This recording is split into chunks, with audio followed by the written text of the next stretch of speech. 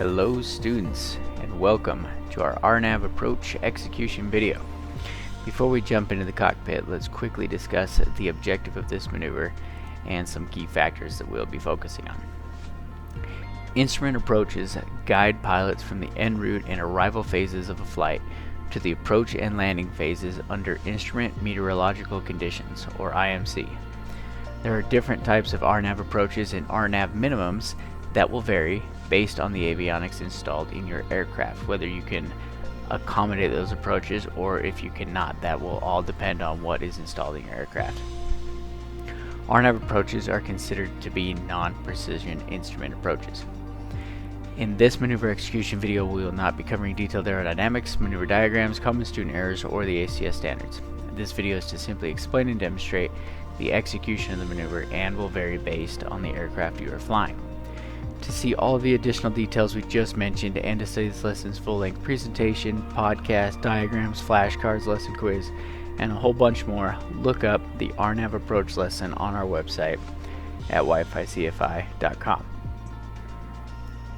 Lastly, before we jump into the cockpit, there are a couple of key factors that we need to cover regarding this maneuver.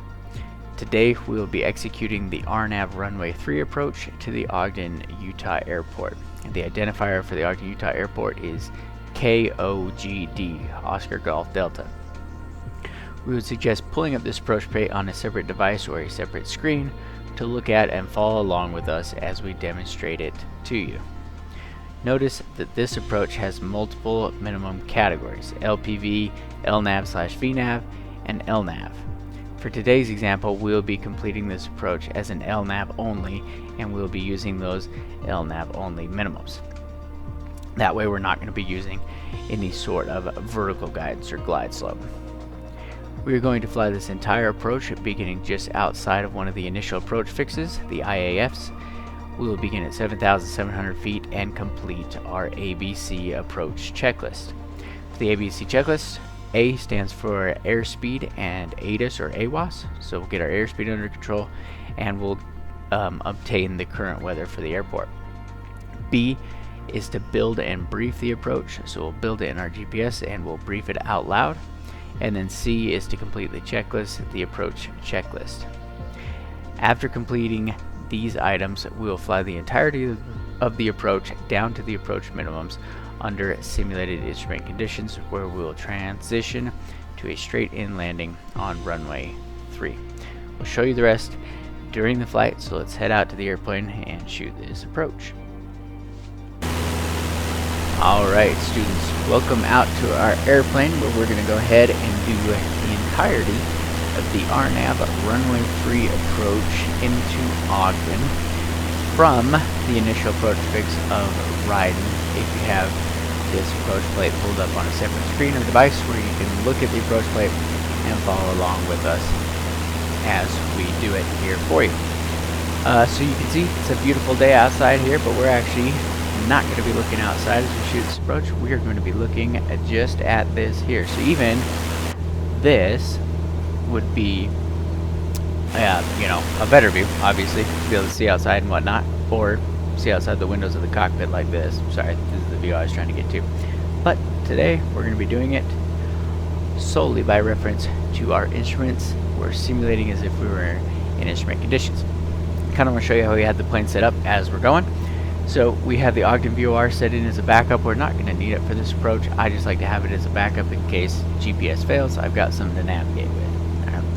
We're about 9200 knots on our speed, so that's good, and we're at 7,700 feet, which is perfect for the approach we're going to be flying today. We have a Salt Lake approach frequency 121.1 because that's who we'd be talking to in this area. 118.7 is Ogden Towers frequency, that's in our backup, and 125.55 is the ATIS for Ogden to get the local weather. So let's assume that ATC comes on and says, Cessna Wi-Fi CFI, you can plan to do the RNAV runway 3 approach from Ryden. Go ahead and proceed direct Ryden intersection at this time. I would say, okay, roger, go ahead and proceed direct Ryden. Here's how we're going to go ahead and build the approach into our GPS, and then we'll go ahead and go back and do our ABCs. First thing we need to do is Ogden has to be our destination airport. So I'm going to click nearest and then Ogden. I'm going to click direct and enter. If Ogden is not the destination airport, then when we click this procedures button, it will not pull up the approaches for the Ogden airport. It'll just pull up random approaches for whatever airport was set in there. So make sure Ogden is your destination airport.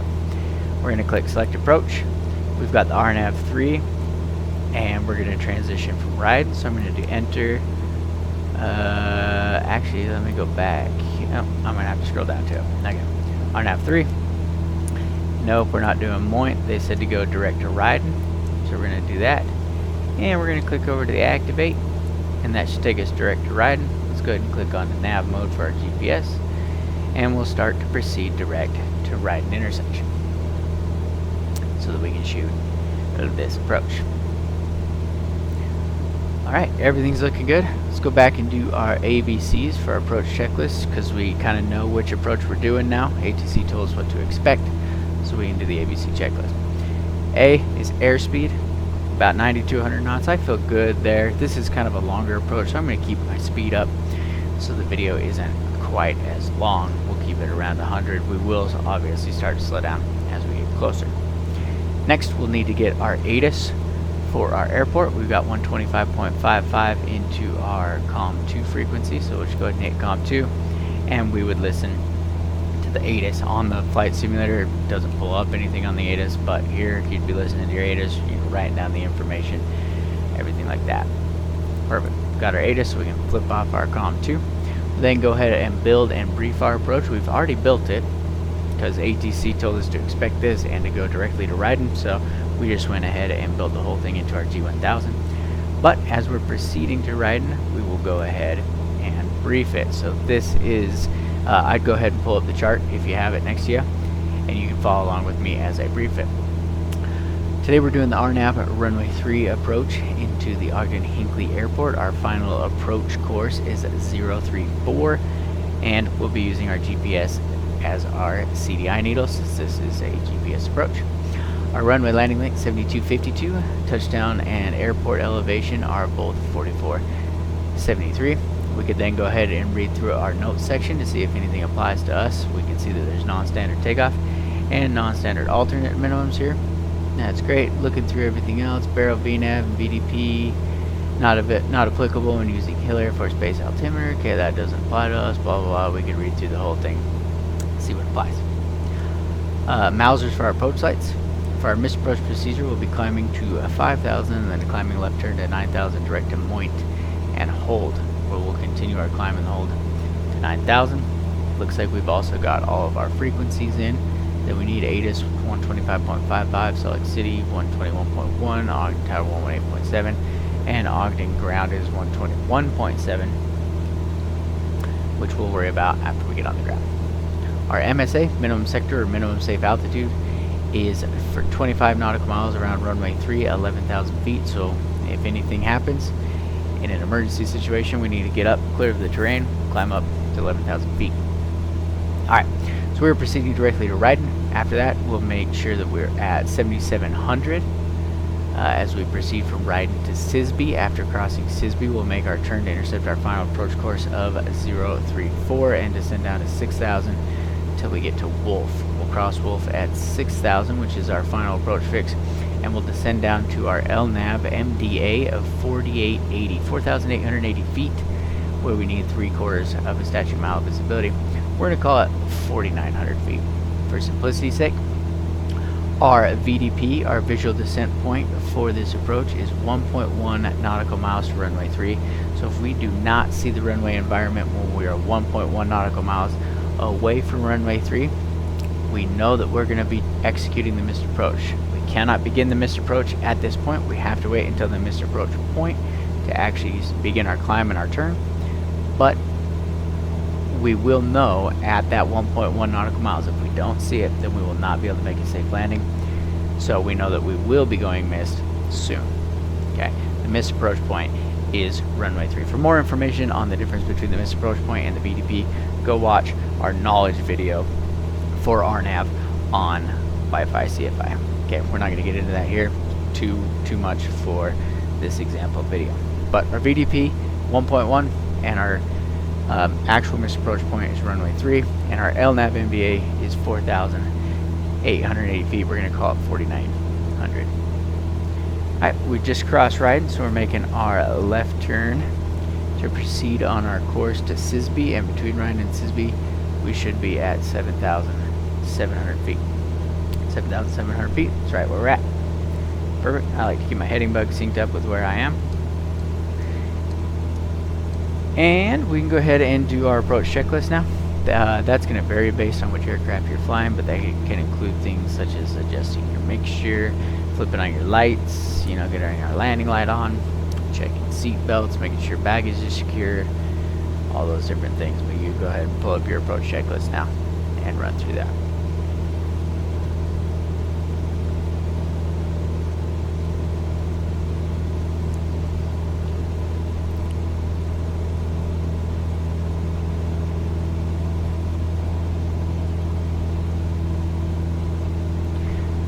You can see our distance here from Ryden to Sisby is 9 miles.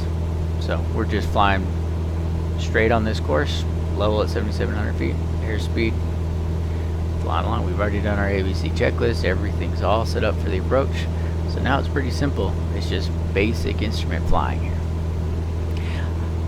And I actually might kind of cut this section out of the video just to make it a little bit shorter, so you don't just sit here and watch these instruments fly straight and level for the next 10 minutes. So I might go ahead and cut this out and then bring it back in when we're getting closer to Sisby and there's a little bit more action. Alright team, welcome back. Let's go ahead, skip that little section for you, but we are still, same thing, altitude, airspeed, straight and level. We got 2 miles, well, about a mile and a half now to Sisby, where we're going to get some more action. So once we cross Sisby, our course is going to be changing to 034 and we're going to be descending down to 6,000 feet. I'm going to go ahead and bug 6,000 feet with my bug.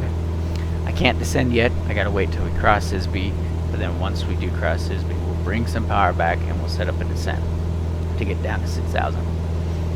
And we'll be making a left-hand turn here to our final approach course of 034.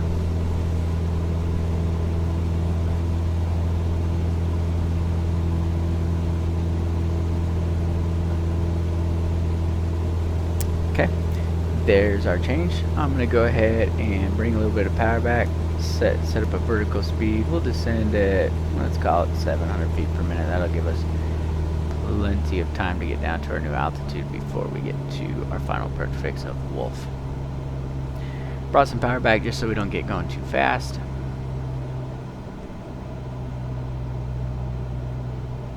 And we've got our descent coming in. Go ahead and sync up our heading bug.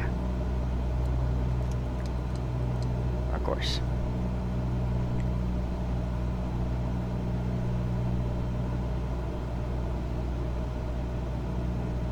Now you can see Sisby to Wolf, we got 6.9 miles, doing a 700 foot per minute descent. We're going to get down to 6,000 well before we get to Wolf, so we just gotta have to remember to bring some power back in, increase our throttle when we get closer so that we don't get too slow.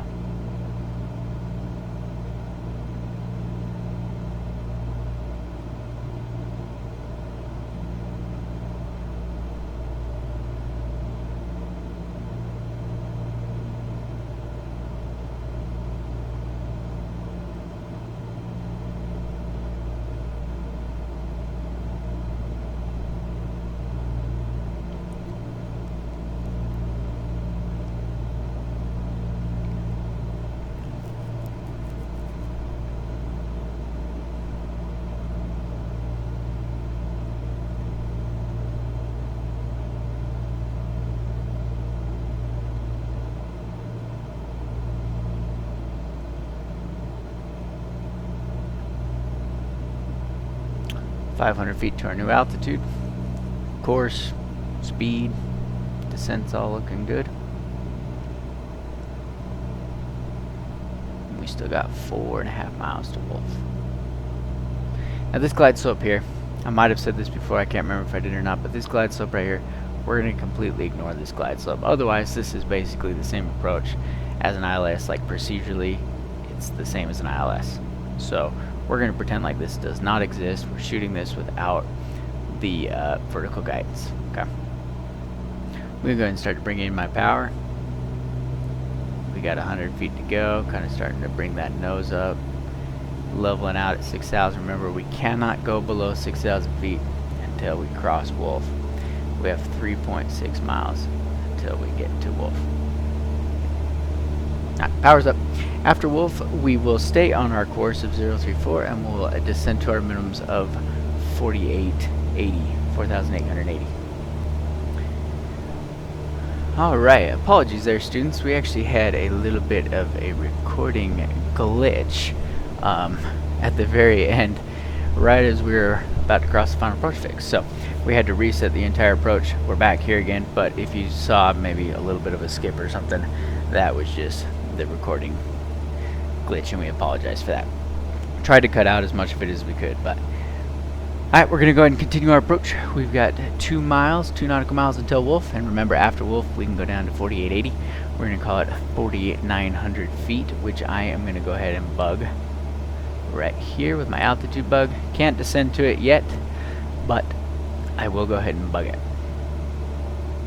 Can't descend until we cross Wolf. Once we do, we're going to bring some power back. We're going to add in a notch of flaps, start our descent 800 feet per minute, and get down to that 4,900. Be about this time now too that Salt Lake Approach would be switching us over to talk with Ogden Tower. Ogden Tower would tell us, you know, to continue for runway 3 or clear to land runway 3, whatever it may be.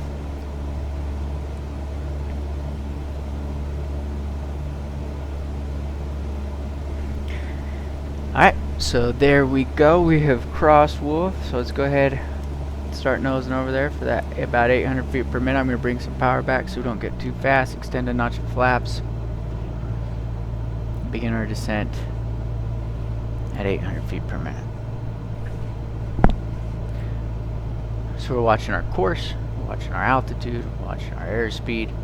Coming down, we are ignoring our glide slope indications, but we are keeping a tight eye on everything else. Remember, we need to see the runway environment at least 1.1 nautical miles before we get to runway 3, because that is our VDP. If we see it after that point, we know that we are we'll be too high or too fast or not in a good spot to land. So that distance is right here. We got 3.4 nautical miles for runway 3, so we have to see the runway environment and whatnot before the 1.1, which is our VDP, in order to make a safe landing. Okay. Remember, you don't go missed to the VDP, you go missed at the missed approach point, but the VDP is when you know or you make the decision to land or go missed. Alright. But you don't actually go missed at that point. We've got 200 feet to our minimums.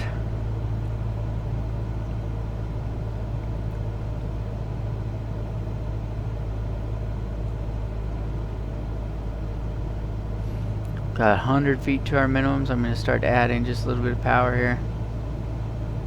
Still aren't seeing the runway. We still aren't seeing the runway. Adding in some power so we don't get too slow. Like I said, we're going to take this all the way to our minimums, and then we'll look outside the cockpit. If we see the runway, you know, whatever. So we're down here at our minimums. Remember, we can just keep this going here. Just maintain this altitude. This is not like a precision approach. But we'll go ahead and look outside. Boom, we've got our runway in sight. How about we go ahead and kick off that autopilot then, and let's just go ahead and make our normal landing. We'll extend our second notch of flaps, bring in some power back,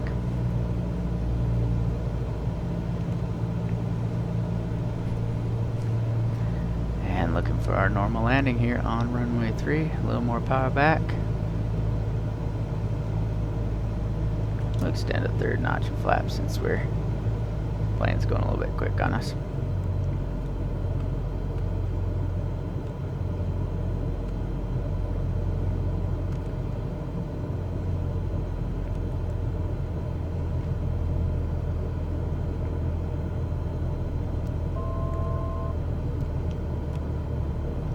And we're just making a nice, easy, controlled landing on runway 3 here. As we're crossing the threshold of the runway, we can go ahead and walk that throttle back to idle. Again, our round out and flare. Holding it just right above the runway here. On our 1,000 footers and on center line as we roll out. Alright, so that is the entirety of an RNAV approach using those LNAV minimums. Again, sorry if there was a little bit of a jump in the video when we had the recording glitch, but hopefully it didn't mess you up too bad. At this point, we just go ahead and tune in ground, taxi off the runway, and that is it for our RNAV approach lesson. Thanks for joining us on this one, guys, and we'll see you on our next approach lesson coming up soon.